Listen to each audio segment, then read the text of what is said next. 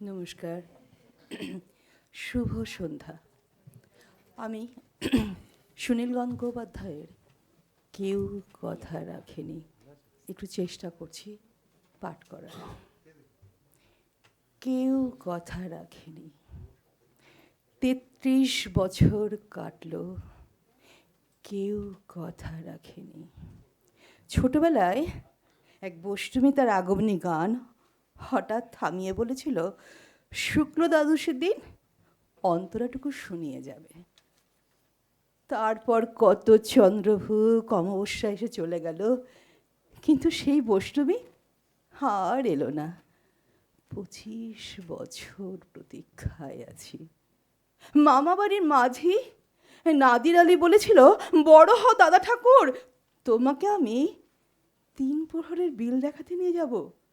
সেখানে পদ্ম ফুলের মাথায় সাপ আর ভ্রমর খেলা করে। নাদির আলী, আমি আর কত বড় হব? আমার মাথা এই ঘরের ছাদ ফুঁড়ে আকাশ স্পর্শ করলে তারপর তুমি আমায় 3 প্রহরের বিল দেখাবে? একটাও রয়্যালগুলি কিনতে পারিনি কখনো। লাঠি লজেন্স দেখিয়ে দেখিয়ে চুষছে লস্কর বাড়ির ছেলেরা। ভিখারির মতন চৌধুরীদের গেটে দাঁড়িয়ে দেখেছি ভিতরে রাজ উৎসব, হবি রল রঙের ধারার মধ্যে সুবর্ণ কঙ্কন পরা ফর্সা রমণীরা কত রকম আমোদে হেসেছে। আমার দিকে তারা ফিরেও চায়নি।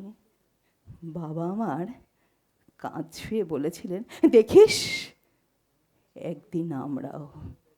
বাবা এখন অন্ধ, আমাদের দেখা হয়নি কিছুই। সেই রয়্যালগুলি, সেই লাঠি লজেন্স, সেই রাত সুস্রব আমার কেউ ফিরিয়ে দেবে না। বুকের মধ্যে সুগন্ধি রুমাল রেখে বরুণা বলেছিল, যেদিন আমার সত্যিকারের ভালোবাসবে সেদিন আমার বুকেও এরকম হাতরের গন্ধ হবে।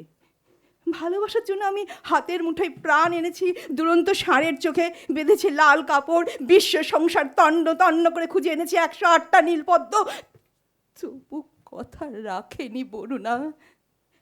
এখন তার বুকে শুধুই মাংসের গন্ধ। এখন সেজে কোনো নারী কেউ কথা রাখেনি। 33 বছর কাটল, কেউ কথা রাখে না। ধন্যবাদ।